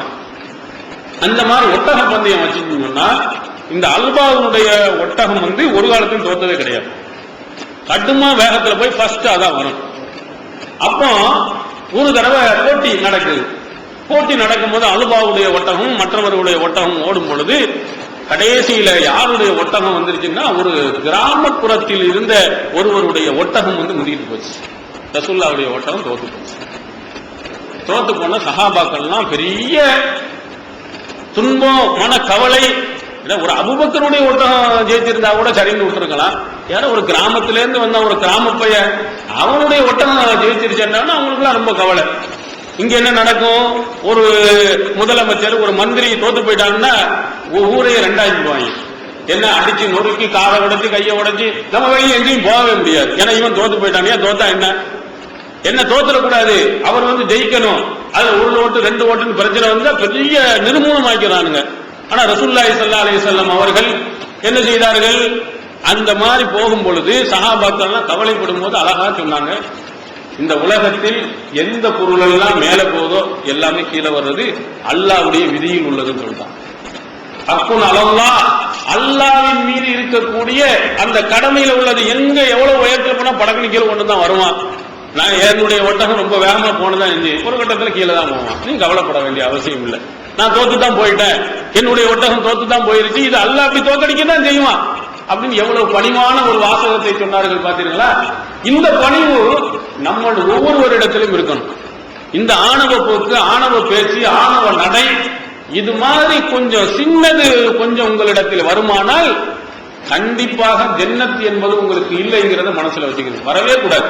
எவ்வளவு பெரிய ஏழ்மைனாலும் மட்டமா நினைக்கிறது, என்ன அருவருப்பா நினைக்கிறது. ஒரு சாதாரண ஒரு தொழிலாளி, ஒரு பற்றை தொழிலை செய்யக்கூடியவன், ஒரு சலவை தொழிலை செய்யக்கூடியவன், அல்லது தெருவை கூட்டிக் கொண்டு இருக்கக்கூடியவன், இவன் எல்லாம் பார்த்தோம்னா அப்படி ஒரு மாதிரியா நடந்து வர்றது, நம்ம பெரியவர மாதிரி நடக்கிறது. எல்லாத்தையும் என்ன ஒரு அழுக்கு இருந்தா, அசுத்தம் இருந்தா ஒதுங்கி போகலாம், அது வேற. அது நல்ல பணக்காரனா இருந்தாலும் சரி, ஏழையா இருந்தாலும் போகணுமே தவிர ஒரு கீழ்நிலையில் இருக்கக்கூடியவனை மட்டமா பார்ப்பது, மட்டமாக நினைப்பது, அவனை வந்து எங்கேயும் முன்னேறாமல் விடாமல் இருப்பது, இப்படி நினைக்கவே கூடாது. பல இடங்கள்ல என்ன நடக்குது, ஒரு ஜமாத்தினுடைய தலைவர், ஒரு செயலாளர், இவரெல்லாம் யாரை தேர்ந்தெடுக்கிறாங்கன்னா பணக்கார ஆட்களா வச்சு தேர்ந்தெடுக்கிறாங்க. அதுக்கு என்ன காரணம்? செலவழிப்பாருண்டா சரிந்து ஏத்துக்கலாமே தவிர, எப்படி ஆயிருக்குன்னா பணக்காரர்களுக்குன்னா அந்த மாதிரி தகுதியை கொடுக்கணும். பட்டத்துக்குரிய ஒரு ஏழை ஒன்று தலைவராக வரக்கூடாதா, ஒரு பொருளாளராக வரக்கூடாதா, ஒரு செயலாளராக வரக்கூடாது, ஒரு கீழ்நிலை இருக்கும், நல்லா உழைக்கிறானா, இதற்காக வேண்டி கஷ்டப்படுவானா, கொண்டு வந்து வைக்கணும். இதை நான் தான் பெரிய ஆளு, நான் தான் உயர்ந்தவன், நான் என் பேச்சு தான் கேட்கணும் அப்படிங்கிற மாதிரி என்ன செய்யக்கூடாது, யாரும் நினைக்க கூடாது. அந்த ஆணவ போக்கு யாருக்காவது வந்து விடுமானால் அவர் ஜன்னத்தை இந்த உலகத்துல என்னால அப்படி இப்படி நினைச்சிடலாம், செய்திடலாமே தவிர மறுமையில் எதுவும் செய்ய முடியாது. ஏன்? அதற்கு இன்னொரு காரணத்தை ரசூல் ஸல்லல்லாஹு அலைஹி வஸல்லம் அவர்கள் சொல்கிறார்கள். அல் இஸ்ஸு இஸாருஹு, கண்ணியம் என்னுடைய கீழாடை. அல் கிப்ரியாவு ரிதாவுஹு, அந்த ஆணவம் தற்பெருமைங்கிறது எல்லாம் என்னுடைய மேலாடை. ஃபமை யுனாசிபனி அஸ்ரப்துஹு, இதில் யார் என்னிடத்தில் போட்டி போடுகிறானோ அவனை வேதனை செய்வேன் என்று அல்லாஹ் சொல்வதாக ரசூலுல்லாஹி ஸல்லல்லாஹு அலைஹி வஸல்லம் அவர்கள் நமக்கு சொல்றார். இந்த மாதிரி நீங்கள் நடந்தால் அல்லாஹ் வேதனை செய்வான். இது யாரு? பெரிய ஆளுங்கிற மாதிரி நடக்கிறதுக்கு தகுதி அல்லாஹ் ஒருவனுக்கு தான் இருக்க தவிர உங்க மனிதல்ல உலகத்தில் ஒருத்தர் எவனுக்கும் கிடையாது. அதனால இது என்னுடைய ஆடையா, கீழ் ஆடையாகவும் மேலாடையா நான் வச்சிருக்கிறேன். இதுல எனக்கு நீ குடுண்டு எவனாவது போட்டி என்று சொன்னா, ஆணவமாக நடக்க நீ ஆசைப்பட்டாய் என்று சொன்னால் அவனுக்கு நிச்சயமாக உண்டு என்னுடைய வேதனை என்று அல்லாஹ் சொல்வதாக ரசூலுல்லாஹி ஸல்லல்லாஹு அலைஹி வஸல்லம் அவர்கள் சொன்னாங்க. அதனால நாம் சொர்க்கத்திற்கு போக வேண்டும் என்று இருக்கோமே, ஆனால் எவ்வளவு பணிவு இருக்கணுமோ அந்த அளவு பணிவை காட்டணும். பணம் வரும் பொழுதும், செல்வம் வரும் போதும், கல்வி வரும் பொழுதும், அல்லது ஏழ்மை நிலையில் இருக்கும் பொழுதும் பணிவோடு நாம் நடந்து கொள்வோமே, ஆனால் ஆணவம் இல்லாமல் நாம் நடந்து கொள்வோமே, ஆனால் நிச்சயமாக அல்லாஹ் நமக்கு என்ன செய்கிறான்? சொர்க்கத்துக்கு வழியை ரொம்ப லேசாக்கி வச்சிடறான். அதற்கு அடுத்ததாக மோசடி செய்தல், இந்த ஏமாற்ற வேலை, இந்த வேலைகளில் ஒருத்தன் செஞ்சானே ஆனாலும் அவனுக்கு டக்குன்னு இந்த மோசடி சொர்க்கத்துக்கு போகாம தடைய வந்துடும். யார் மோசடித்தனத்திலிருந்து பாதுகாப்பு பெற்ற நிலையில் உயிர் பிரிஞ்சுன்னா போயிடலாம் ஜன்னத்துக்கு. இல்ல இவன் மோசடி, அடுத்தவனுடைய பணத்தை சுருட்டினா, ஏமாத்தினா, கொடுக்காம இருந்தான் அப்படின்னு மோசடித்தனம் செய்தானே ஆனால், மோசடிங்கிறது உங்களுக்கு நல்லா தெரியும், நம்ப வச்சு கழுத்து இருக்கிறது. என்ன, இன்னைக்கு இந்த பொருளை தர்றேன், இந்த தரத்துல நான் தர்றேன் அப்படின்னு சொல்லி இப்ப நிறைய பேர்கள் ஏமாத்துற வேலை எவ்வளவு நடக்குன்னா, தங்க காசு கம்மியான ரேட்ல இருந்து கொடுத்துட்டு ரொம்ப 10 லட்சம் ரூபாய்க்கு வாங்கியிருக்கான், வெறும் செம்பு காசு. பத்திரிகை படிச்சல இல்லையா? இது மோசடி. இவன் ஆள் வாய பிளந்துக்கிட்டு எப்படா கொடுப்பான், இந்த பணத்தை அவன் சம்பாதிக்கலாம். நமக்கு அறிவுங்கிறது கிடையாது. இந்த வாங்க போறாங்கள செம்பு காசு கொடுத்து 10 லட்சம் ரூபாய்க்கு வாங்கியிருக்கிறான். என்ன 1 லட்சம் ரூபாய் 2 லட்சம் ரூபாய் பணத்தை கொடுத்து 10 லட்சம் ரூபாய் பொருளை நான் தர்றேன், 10 லட்சம் ரூபாய்க்குள்ள தங்க காசை நான் தர்றேன் அப்படின்னு, வா 8 லட்சம் ரூபாயா அப்படின்னு. ஏன் இந்த 8 லட்சம் ரூபாய் அவன் சம்பாதிக்க கூடாதா? ஏன் ஒன்றவன் கொடுக்குறான்? என்ன இது திருட்டு பொருளா அல்லது இல்ல ஏமாத்திருக்கான்னு சிந்திக்கிறது கிடையாது. அந்த கோயம்புத்தூர்ல ஒரு இதுல நீரோக்காரன் ஒருத்தன் வெளிநாட்டுல உள்ளவன் என்னமோ ஒரு பணத்தை கொடுத்தீங்கன்னு சொன்னா என்ன செய்யறான், ஒரு நிறைய வெளிநாட்டு டாலரா ஆக்கி தர்றேன் அப்படின்னு சொல்லி கொடுத்திருக்கான். அதுக்கு என்ன செய்ய, வெறும் பேப்பர் மாதிரி வச்சு அதை ஏதோ ஒரு கெமிக்கல்ல தடவணும்னா என்ன ஆயிருந்தான், அது டாலராக மாறி இருந்தான். இதுக்கு இத்தனை லட்சம் ரூபாய் கொடுத்தா 1 லட்சம் கொடுத்தா 5 லட்சம் டாலர் தர்றேன் அப்படின்னு சொல்லிட்டு கொஞ்சமா முன்னாடி என்ன செஞ்சிருக்கான், ஒரு 10 இதை கழுவி காட்டி டாலர் மாதிரி கொடுத்திருக்கான். அதுக்கடுத்து பார்த்தா வெறும் பேப்பரா இருந்திருக்கு. இப்படி நிறைய போயிடலாம். இங்கேயும் நம்ம சாதாரண இது பெரிய பெரிய லெவல்ல ஏமாத்துறாங்க. இந்த பெண்கள் வீடுகள்ல எல்லாம் எப்படி ஏமாத்துறான், கடையை ஒரு அழகான ஒரு இடத்த வீட வாங்கி போடுறது, பாதி விலைக்கு பொருள், புத்தம் புதிய டிவி, பிரிட்ஜ், 10,000 ரூபாய் பிரிட்ஜா 5,000 ரூபாய்க்கு தர்றேன், 5,000 ரூபாய் டிவியா 2,500 ரூபாய்க்கு தர்றேன் அப்படின்னு பீரோல் அதெல்லாம் கொண்டு மொத்தமா ஒரு கடையை போடுவான். முதல்ல ஒரு 2 பேருக்கு கொடுக்கறது, கொடுத்தவன அந்த 2 பேர் என்ன உலகத்தில் உள்ள அத்தனை பேருக்கும் என்ன செய்வான், பிரச்சாரம் பண்ணிடுவான். அவன் முதல்ல வாங்கின ஒண்ணு நீங்க பொருள் வர வேண்டிய இருக்குது, 1 வாரத்துல உங்களுக்கு தருவான், பணத்தை கொடு வாங்கிறது. அடுத்தவனுக்கு வந்தா உங்களுக்கு 2 வாரம். இப்படி என்ன செய்யணும், எல்லாத்தையும் பணத்தை மொத்தமா வாங்கிட்டு 1 லட்சம் 2 லட்சம் ஆனாலும் கூட்டு கூட்டிட்டு போயிடலாம். சிந்தித்து பார்க்கணும். இப்படி நிறைய பேர்கள் இடத்துல ஏமாத்திட்டு போயிருக்கலாம். பாதி விலைக்கு தர்றேன், பார்த்தா வெளியில பார்த்தா புத்தம் புது டிவியா தான் இருக்கு, பிரிட்ஜ்லாம் எல்லாருக்கும் ஏமாத்தி இல்லையா. முதல்ல கொடுக்குறவன் 2வது தடவை 1 வாரம் 10 நாள் 15 நாள் சொல்லிட்டு ஒரு கணிசமா பணத்தை வாங்கின உடனே கூட்ட பிடித்து பாட்டு போயிடலாம். நம்ம யோசிக்கணுமா இல்லையா, சிந்திக்கணுமா இல்லையா, அறிவு வேணுமா, எப்படி பாதி பணத்தை கொடுப்பான்? ஆனா பெரிய பெரிய கோடிக்கணக்கான ரூபாய்களை போட்டு கடையை அங்கங்க ஷாப்பிங் மால் அது இதுன்னு திறந்து வச்சுக்கிறான். அவன் 100 ரூபாய் குறைக்கிறதுக்கு மூக்காடு அழுகுறான். இவன் பாதி பணத்துக்கு எப்படி கொடுப்பான்? கள்ளத்தனமா இருக்கலாம், திருட்டுத்தனமா இருக்கலாம், அல்ல உள்ளதுக்கு ஏமாற்றிய பொருளா இருக்கான்னு சிந்திக்கிறது இல்லை.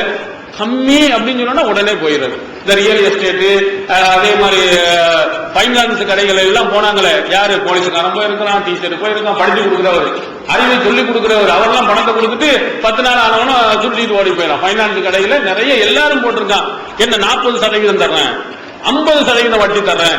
கவர்மெண்ட் இதுல 10, 12, 11% வட்டினால கூட்டுறான் குறைக்கிறான் அடிச்சுக்கிட்டு சாகணும். 11% மேல போனால திவால் ஆயிருமாண்டு. 40% தர்றேன் அப்படின்ற உடனே போய் விழுந்துடுறது. அவனுக்கு என்ன செய்யற, ஒரு மிக்சி ஏன்னா ஒரு குக்கரு உடனே ஃப்ரீந்தவனா அந்த ஃப்ரீயை வாங்கிட்டு போய் சந்தோஷமா மொத்தமா தூக்கிட்டு போயிடலாம். இப்படி இவைகள் எல்லாம் ஏமாற்று வேலைகள். தமிழ்நாடு தௌஹீத் ஜமாஅத்தின் அரும் பணிகள். இஸ்லாம் கூறும் அனைத்து பணிகளையும் குர்ஆன் மற்றும் நபி வழியின் அடிப்படையில் செயல்படுத்தும் முதன்மையான அமைப்பு தமிழ்நாடு தௌஹீத் ஜமாஅத். பிற மத மக்களுக்கு இஸ்லாத்தை எடுத்துரைக்க அழைப்பு பணி. இஸ்லாத்தை ஏற்றுக்கொண்டவர்களுக்காக அனைத்து உதவிகளுடன் முற்றிலும் இலவசமாக ஆண்களுக்கும் பெண்களுக்கும் என தனித்தனி பயிற்சி மையங்கள்.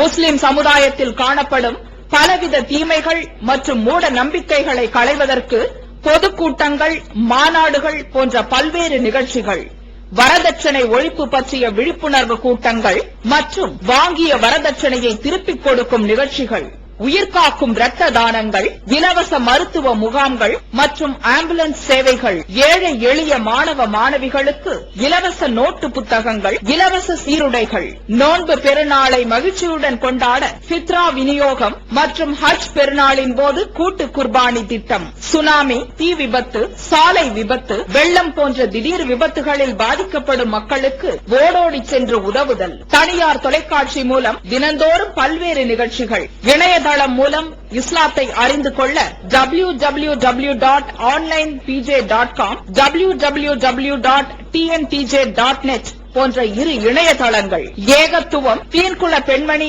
ஆகிய மார்க்க மாத இதழ்கள், முஸ்லிம் சமுதாயத்தை தட்டி எழுப்பும் உணர்வு வார இதழ், தொலைபேசி மற்றும் கடிதங்கள் மூலம் விளக்கம் பெற தனி ஏற்பாடு, குடும்ப பிரச்சினைகளுக்கு தீர்வு காண ஷரியத் தீர்ப்பாயங்கள், இலவச திருமண தகவல் திட்டம், முதியோர் ஆதரவு இல்லம், சிறார்களுக்கான அனாதை இல்லம், சத்தியத்தை நிலைநாட்டிட பல்வேறு விவாதங்கள், அடக்குமுறைக்கு எதிரான போராட்டங்கள், முஸ்லிம் சமுதாய இடஒதுக்கீட்டை பெற்றுத்தந்த உரிமை போராட்டங்கள், வறுமை மற்றும் கடன்களில் சிக்கி தவிக்கும் மக்களை மீட்டெடுக்க ஜகாத் நிதியை திரட்டி உரியவர்களுக்கு உதவுதல், வட்டியில்லா கடனுதவி திட்டங்கள், இது போன்ற இன்னும் ஏராளமான பணிகளை செய்து வரும் தமிழ்நாடு தௌஹீத் ஜமாஅத் எந்த வெளிநாட்டு அரசிடமிருந்தோ அல்லது எந்த வெளிநாட்டு நிறுவனங்களிடமிருந்தோ உதவிகளை பெறுவதில்லை என்பதை கொள்கையாக கொண்டுள்ளது. எனவே மறுமையில் மகத்தான கூலியை பெற்றுத்தரும் இந்த அரிய பணிக்கு உங்களது ஜகாத் மற்றும் நன்கொடைகளை வாரி வழங்குவீர்.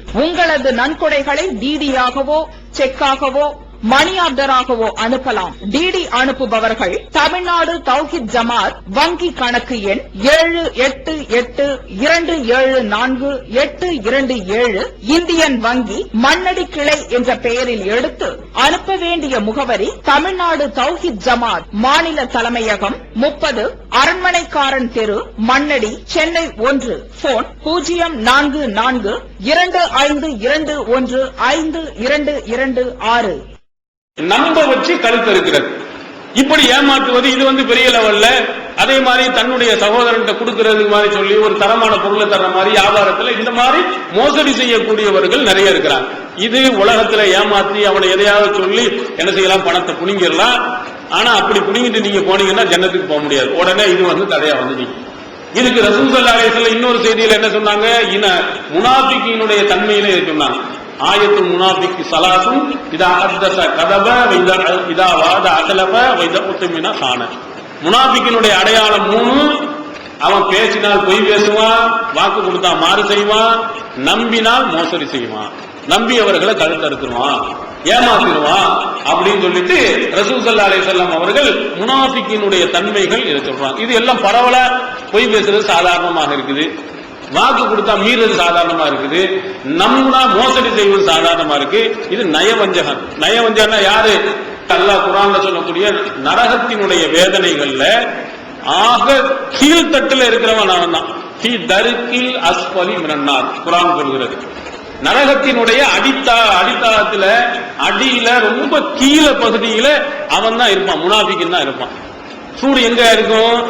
சூடு வந்து கீழே குறுக்கி வச்சுட்டா என்ன செய்யும்? மேல வந்து லேட்டா தான் சூடாகும், கீழே தான் கடுமையா இருக்கும். அப்ப நரகத்தினுடைய நெருப்புல அடித்தட்டுல போய் கடக்கக்கூடியவன் முனாஃபிக் என்று குர்ஆன் சொல்லுகிறது. அவனுடைய பண்பு என்னது இதே மாதிரி. இதை இன்னொரு இடத்துல சஹீஹ் முஸ்லிமில் இடம் இருக்கிறது.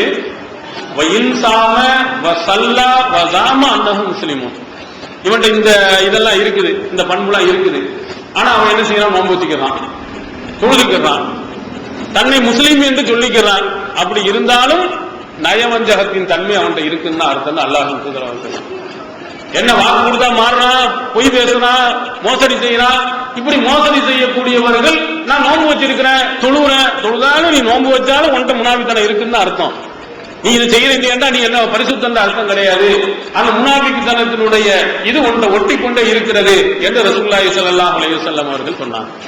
அப்ப நம்ம ஒரு மூமின் என்று சொன்னா சொல்லில் சுத்தம் உள்ளவர்களாக இருக்கணும், வாக்குல தூய்மையானவர்களாக இருக்கணும், அவன் சொன்ன அடிப்படையில் நடக்கக்கூடியவனாக இருக்கணும். இவன் தான் முஸ்லீம். ஒரு முஸ்லீமாக இருக்கக்கூடியவன் உலகத்தில் இருக்கக்கூடிய யாருக்கு பயப்படாவிட்டாலும் படைத்த இறைவனுக்கு பயப்படணும். சொர்க்கத்தை தடை செஞ்சிடவையா, அவனுக்கு நாம் வாக்கு கொடுத்து மாறு செய்தால், நாம் கொடுத்த மோசடி நடந்து விட்டோமே ஆனால், ஏமாற்றி விட்டோமே ஆனால் ஜன்னத்துக்கு போக முடியாது என்ற பய உணர்வு நம்மகிட்ட இருக்கணும். ரசூல் ஸல்லல்லாஹு அலைஹி வஸல்லம் அவர்கள் சொன்னாங்க, பிற்காலத்தில் இந்த மாதிரி கூட்டம் நிறைய வரப்போகுது.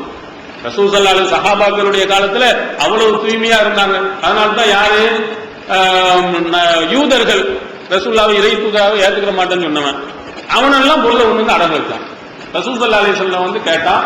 அதே மாதிரி ரசூல் ஸல்லல்லாஹு அலைஹி வஸல்லம் அவர்களிடத்துல வந்து தீர்ப்பும் கூட கேட்டிருக்கான். ஏன் இவர் வந்து கரெக்டா சொல்லுவாரு, பொய் பேச மாட்டாரு, ஏமாத்த மாட்டாரு அப்படின்னு வந்து சொல்லுவான். அதனால இணை வைப்பவர்கள் முஷ்ரிக்கீன்கள் எல்லாம் ரசூல் ஸல்லல்லாஹு அலைஹி வஸல்லம் அவர்களை எந்த அளவுக்கு நம்பி வச்சிருந்தாங்கன்னா, முதலாவதாக ஓரிரை கொள்கையை சொல்லும் போது சஃபா மலைக்கு வந்து ரசூல் ஸல்லல்லாஹு அலைஹி வஸல்லம் அழைக்கிறாங்க. புகாரில் இந்த சம்பவம் இடம்பெறுகிறது. எல்லாரும் வர்றான். சில ஆளுக்கு வேலையின் நிமித்தமாக வர முடியல அப்படின்னு சும்மா இருக்கல, அவர் என்ன சொல்றாருன்னு தெரிஞ்சுக்கிறதுக்காண்டி தான் சார்பா ஒரு ஆள் அனுப்பி வச்சாங்க. எனக்கு தான் வர முடியல, நீ போய் அந்த முகமது என்ன சொல்றாருன்னு கேட்டுட்டு வாங்க. எந்த அளவுக்கு நம்பினான்னு பாருங்க. அல்லாஹ்வின் தூதர் அவர்கள் அவ்வளவு கரெக்டா நடந்தாங்க. அதனால போவாதவன் கூட நீங்க போய் கேட்டுவாங்க. அப்பதான் ரசூல் ஸல்லல்லாஹு அலைஹி இந்த மலைக்கு பின்னால ஒரு கூட்டம் உங்களை தாக்க வருதுன்னு சொன்னா நீங்க ஏத்துக்கிறீங்கன்னு கேட்டா, உங்கள்கிட்ட ஒரு காலத்திலையும் பொய்ய நாங்க கேட்டதே இல்லையே, பொய்ய நாங்க காதுல சுவிச்சதே இல்லையே, நீங்க உண்மையை தானே சொல்வீர்கள், அந்த உண்மையை தவிர எதுவுமே சொல்ல மாட்டீர்கள் என்று சொன்னாங்க. அப்ப அந்த அளவுக்கு அல்லாஹ்வின் தூதர் அவர்கள் சொல்லில் தூய்மையானவர்களாக, பொய் பேசாதவர்களாக, உண்மையாளர்களாக, அந்த மாதிரி முஸ்லிம்களாக இருப்பவர்கள் வாக்குல சுத்தமா இருப்பாங்க, தூய்மையா இருப்பாங்க, ஏமாற்ற மாட்டாங்கன்னு இருக்கும். அந்த நிலை என்ன? இப்போ பாய்காரன் அங்க கொடுக்காத நம்மளால சொல்லிட்டு அந்த அவனுக்கு நாட்டு மந்த அவன்கிட்ட போய் என்ன கரெக்டா இருக்கும் சொல்றோமா? கடைகள்ல இவன்கிட்ட போவாத, ஏமாற்றுவான், கூட ரேட்டு வைப்பான், பாய்கிட்ட போவாத. அந்த ஆளு ஒரு குப்புசாமி இருக்கிறாரு, ஒரு கந்தசாமி இருக்கிறான், அந்த கடையில கரெக்டா வச்சிருப்பான், ரேட்டு கூட சொல்ல மாட்டான். நம்ம இப்ப பேசணும் அப்படி அந்த மாதிரி நடக்கிறோம். ஏன் எந்த அளவுக்கு போயிருச்சு நம்ம நிலைமைன்னா, ஒரு வணக்கத்துல கூட ஏமாத்திடுறான். என்ன ஹஜ்ஜி என்ற ஒரு வணக்கம் இருக்கா இல்லையா, ஹஜ்ஜிக்கு கூட்டிட்டு போறாங்க. அதுல விளம்பரத்தை நீங்க பாத்தீங்கன்னா அல்லாஹ் அக்பர், எப்படி பொய்யும் புரட்டும். கண் பார்க்கும் தூரத்தில் காபத்துல்லா, நடந்து போற தூரத்தில் காபத்துல்லா, நீங்கள் அருகிலே இருந்து கொண்டு அதை தரிசித்துக் கொண்டு உடனுக்குடன் நீங்கள் தொழுது போகலான்னு சொல்றான். அரபு நாடுகளுக்கு போனவங்களுக்கு தான் தெரியும், காபத்துல்லாவை பார்த்தவங்களுக்கு தான் தெரியும். காபத்துல்லாவினுடைய ஆரம்பத்திலிருந்து அந்த காபத்துல்லாவுக்கு உள்ள போறதுக்கு அரை மணி நேரம் ஆகும். காபத்துல்லா அப்படி வளைவா இருக்கா இல்லையா, அதனுடைய ஆரம்பத்தில இருந்து அந்த காபத்துல்லா உள்ள பில்டிங் இருக்கு, அதுக்குள்ள போய் நீங்க சேரவே அரை மணி நேரம் தேவைப்படும். அவ்வளவு நீளம், அவ்வளவு அகலம் அவன் கட்டி வச்சிருக்கலாம். இவன் கொண்டு போய் 2 கிலோமீட்டருக்கு அப்பால, ஏன்னா இது பள்ளமா இருக்கு, அங்கிருந்து பார்த்தா தெரியத்தான் செய்யும். அதுவும் அங்கிருந்து 3 கிலோமீட்டர் நடந்து வந்தீங்க. பார்க்கும் தூரத்தில் தான் நம்ம என்ன பார்க்கும் தூரத்துல இருந்து அந்த வைகை அணை பக்கத்துல தான் இருக்கும் போல இருக்கு, அந்த இது பாலத்துக்கு கீழே தான் இருக்கும் போல இருக்கு. நம்ம நடந்துக்கிட்டு போறது, இவன் இப்படி பில்டப் பண்ணி பக்கத்துல இருக்கும் அங்கே இருக்கும் சொல்லிட்டு கொண்டு போய் எங்கேயாவது ஒரு 5 கிலோமீட்டருக்கு அப்பால போட்டு அங்கேயிருந்து மொட்டை மல்லான்னு பாருங்க தெரியும். இப்படி ஏமாத்திர இது சொன்னா இத்தனை கிலோமீட்டருக்கு இதை கரெக்டா சொல்லணும். அப்படி இந்த மாதிரியும் பொய்யும் புரட்டு அறுசுவையான உணவுகள் அதை செய்வேன் இதை செய்வேன். அங்க போனா எவ்வளவு கஷ்டத்தை பட்டு விட்டு எதுக்கு ஹஜ்ஜிக்கு போனவர்கள் வந்து திட்டுறாங்க. இவன் இந்த சொன்னா அதை கொடுக்கல, அங்க போகல, இங்க வரல. அது இல்லாமல் சிலர்கள் என்ன செய்ய ஹஜ்ஜிக்கு பணத்தை வாங்கி சுருடியில் அப்படியே போனவனு இருக்கிறான். ஹஜ்ஜிக்கு கூட்டிகிட்டே போல, இவனாவது கூட்டிட்டு போய் அங்க இருந்து எங்கேயாவது ஒரு காட்டில் உட்கார வச்சுட்டு வந்தான். சிலர்கள் என்ன செய்யறாங்க, அந்த பணத்தை வாங்கி கொண்டு அனுப்பாமலேயே அந்த பணத்தோட ஓடி போனவர்கள் எல்லாம் இருக்கிறாங்க. இப்ப பாருங்க, முஸ்லிம்களாக இருந்து ஒரு முக்கியமான ஒரு வணக்கம் அதை நல்ல முறையில ஒருத்தன் செஞ்சுட்டு வந்தாண்டா அன்று பிறந்த பாலகன் மாதிரி திரும்பி வர்றான். அந்த ஒரு வணக்கத்துல கூட ஒரு முஸ்லீமாக கூட ஏமாத்தலாம். ஏமாத்தி இவர வேலையை செய்யறான். வணக்க வழிபாடுகள்லயே எப்படி மோசடி செய்யறானா இல்லையா? அப்ப இந்த மாதிரி மோசடித்தனம் ஒருத்தன் இருக்குமானால் அவர்களெல்லாம் மறுமையில ஜன்னத்துக்கு போக முடியாது. அதுவும் இந்த மாதிரி ஒரு முஸ்லிமாக இருந்து கொண்டு ஒரு நாணயத்தினுடைய மறுபக்கமாக இவர்கள் திகழ வேண்டியவர்கள் ஏமாற்றுவதன் மறுபக்கமா திகழ்றாங்க. அதுதான் அல்லாஹ் தூதர் அவர்கள் இன்ன பாதக்கும் கௌமன் யகூனூன், இங்க பிறகு உங்களுக்கு பின்னால ஒரு கூட்டம் வரும், அவர்கள் என்ன செய்வாங்க, நல்லா ஏமாற்றுவான், மோசடி செய்வான். வலாய் உத்தமனூன், அவர்கள் நம்பிக்கைக்குரியவர்களாக கருதப்பட மாட்டார்கள், யாரும் நம்பவே மாட்டான். அந்த மாதிரி ஒரு கூட்டம் உண்டாயிருக்கு. சாட்சி சொல்ல நான் வர்றேன் வருவான், யாரும் கேட்கவே மாட்டான். அவன் இன்னும் இருக்குல்ல, நீங்க கோர்ட்டுக்கு போனீங்கன்னா கோர்ட்ல பொய் சாட்சி சொல்றதுக்கு அது வேற இருக்கிறான். காசை கொடுத்தீங்கன்னா ஆமா நான் பார்த்தேன் இங்கதான் நின்றாரு அப்படின்னு சொல்லிட்டு அதுக்கு ஒரு 100 ரூபா கொடுத்தா வந்துருவாங்க. இப்படி பொய் சாட்சி சொல்வதற்கு தயாராக இருப்பவர்கள் ஆனால் யாருமே அவர்கள் கண்டுகொள்ள மாட்டார்கள். அவர்கள் என்ன செய்வார்கள், நேர்ச்சை செய்வார்கள், ஆனால் அதை நிறைவேற்ற மாட்டார்கள். எல்லாரும் சமன், அவர்களுடைய வயிறு என்ன செய்ய நல்லா பெருத்து போயிருக்கும். இப்படி ஒரு கூட்டத்தினர்கள் பின்னால வருவான், அவன் மோசமானவன் என்று அல்லாஹ்வின் தூதர் அவர்கள் சொன்னார்.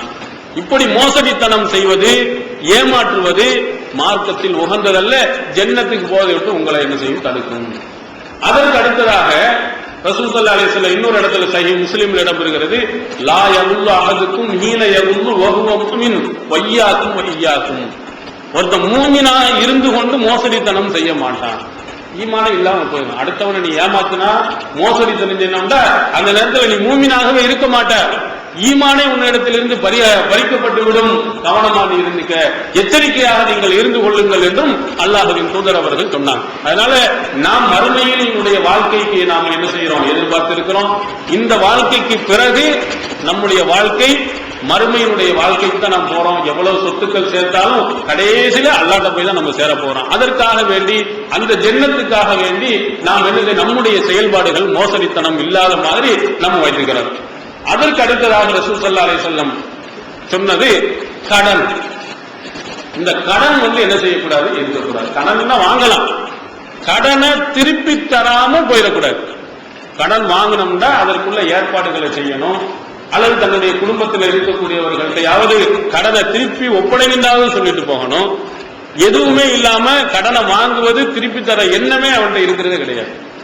திருப்பி தர எண்ணம் இருந்தால் அல்லாஹ்வே என்ன செய்வான், திருப்பி தர வாய்ப்பை ஏற்படுத்துவான். கடனை வாங்குகிறான், ஆனால் கடனை திருப்பி கொடுப்பது இல்லை. இதை எவ்வளவு கடுமையா ரசூல் ஸல்லல்லாஹு அலைஹி வஸல்லம் செஞ்சிருந்தார். சமுதாயத்தில் அல்லாஹ்வின் தூதர் அவர்கள் அவனை ஒரு ஓரமான ஒரு பார்வையா தான் வச்சாங்க.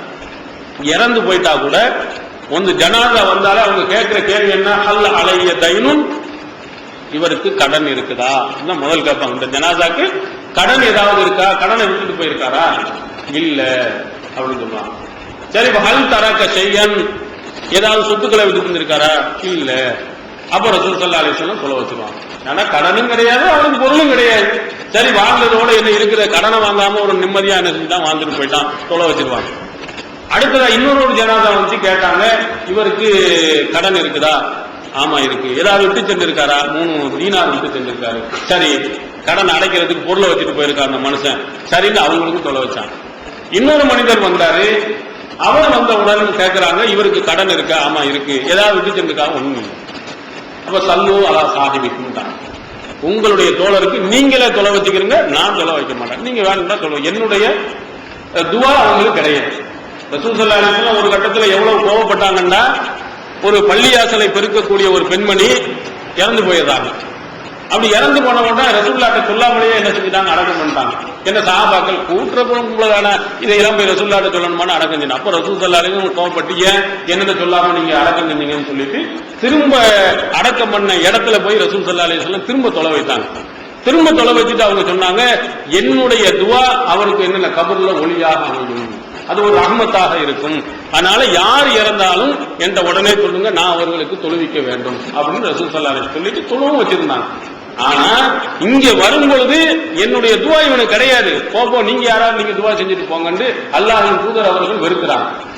அப்ப சஹாபாக்கள் பார்க்கிறாங்க, ஒரு நம்முடைய பக்கத்துல இருந்த இந்த தோழருக்கு அல்லாஹ்வின் தூதருடைய துவா இல்லாம போகக்கூடாது அப்படின்னா அபூ கத்தாதா ரலியல்லாஹு அவர்கள் அலைய தைனுஹு யா ரசூலுல்லாஹ், அல்லாஹ்வின் தூதர் அவர்கள் அந்த கடனை நான் ஏற்றுக்கொள்கிறேன், நீங்க என்ன செய்ய தொலை வைங்க, அந்த கடனை அடைக்கக்கூடிய பொறுப்பு நான் ஏத்துக்கிறேன், நான் அவங்கள கடனை தீர்த்து வச்சுக்கிறேன். ரசூல் ஸல்லல்லாஹு அலைஹி வஸல்லம் அதுக்கு பிறகுதான் அவர்களுக்கு என்ன செஞ்சாங்க, தொலை வைத்தார்கள். இந்த செய்தி புகாரில் 2291 செய்தியாக பதிவு செய்யப்பட்டது. அவ பாருங்க, கடன் வாங்கி ஒருவன் மரணித்தான் என்று சொன்னா அல்லாஹ்வின் தூதர் அவர்கள் துவாவே அவனுக்கு கிடையாது அப்படின்னு சொல்லி புறக்கணித்திருக்கிறான். அவ கடன் வாங்கக்கூடியவர்கள் எந்த அளவுக்கு முக்கியத்துவம் கொடுக்கணும், அது இல்லாம நீங்க கடனை வாங்கிட்டு இங்க ஏமாத்திட்டு நீங்க போனாலும் மறுமை நாளையில பிடிங்கிடுவான். எதை பிடுங்குவான்டா உங்க நன்மைகளை கூட பிடிங்கிடுவான். நம்மளே என்ன செய்வோம், 4 5 சொல்லிட்டு தான் கொஞ்சம் 4 நன்மையை தான் கொண்டு வந்து அங்க மேல போறோம். அதுலயும் 4 பேர் புரிஞ்ச வந்தாண்டா நிலைமை என்ன ஆகும்னு பாத்துக்கோங்க. நம்ம எவ்வளவு நன்மையை செஞ்சிருக்கோம், அல்லாஹ்வுக்காண்டி எவ்வளவு திக்ர் செஞ்சிருக்கோம், தொழுது இருக்கிறோம், நோன்பு வைத்திருக்கிறோம்னா ரொம்ப கம்மி. இருக்கிறதே ஒரு 4, இந்த 4ஐயும் மேல கொண்டு போய் இருக்கும்போது ஒருத்தர் 4 பேர் பிடிங்கிட்டாங்கன்னா பிடிங்கிருவானா. ரசூல் ஸல்லல்லாஹு அலைஹி வஸல்லம் அவர்கள் சொன்னாங்க, ததுரூன மல் முஃப்லிஸ், ஒண்ணும் இல்லாதவன் தான் யாருன்னு உங்களுக்கு தெரியுமான்னு கேட்டாங்க. யாருக்கு பணமும் இது இல்லையோ அவன் ஒண்ணும் இல்லாதவன், போலியானவன், இந்த மஞ்சள் நோட்டுக்கு கொடுக்கக்கூடியவன் அப்படின்னு சொன்னாங்க. அப்ப ரசூல் ஸல்லல்லாஹு அலைஹி வஸல்லம் இல்ல, இன்னல் முஃப்லிஸ மின் உம்மத்தி, என்னுடைய உம்மத்துல முஃப்லிஸ் ஒண்ணுமே இல்லாதவ யாருன்னா யஅதி யௌமல் கியாமத்தி பி ஸலாத்தின் வ சியாமின் வ ஸகாத்தின், அவன் மறுமையில ஒருத்தன் வருவான், தொழுகையோட வருவான், நோன்பு நோத்தவனா இருப்பான், ஜக்காத்து கொடுத்தவனா இருப்பான். உணர்வு முஸ்லிம் சமுதாயத்தின் நம்பர் 1 தமிழ் வார இதழ். உறங்கிக் கிடந்த முஸ்லிம்களின் உணர்வுகளை தட்டி எழுப்புவதில் 13 ஆண்டு கால வரலாற்று சாதனை படைத்த ஒரே இதழ் உணர்வு. செய்திகளின் நடுநிலைமை, விமர்சனங்களின் நேர்மை, சமுதாய செய்திகளுக்கு முன்னுரிமை, இஸ்லாத்தின் எதிரிகளை அடையாளம் காட்டுதல், அரசியல், ஆன்மீகம் பற்றிய கேள்விகளுக்கு ஆணித்தரமான பதில்கள், ஆய்வுக் கட்டுரைகள், பல சுவையான அம்சங்களுடன் வெளிவரும் உணர்வின் வாசக சமுத்திரத்தில் நீங்களும் சங்கமமாகுங்கள். ஆண்டு சந்தா உள்நாடு ரூபாய் 400, வெளிநாடு ரூபாய் 2300, தனி இதழ் ரூபாய் 8. உங்கள் டிராப்ட்களை Muslim media trust number 7 Vadamaraikkal street 2nd floor Mannady Chennai 1 என்ற முகவரிக்கு அனுப்பி வையுங்கள்.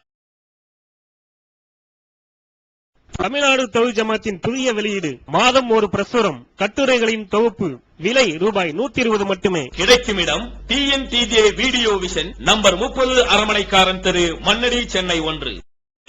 எல்லாம் அல்லாஹ்வுக்கு செய்ய வேண்டிய கடமையெல்லாம் நிறைய கொண்டு வருவாங்க.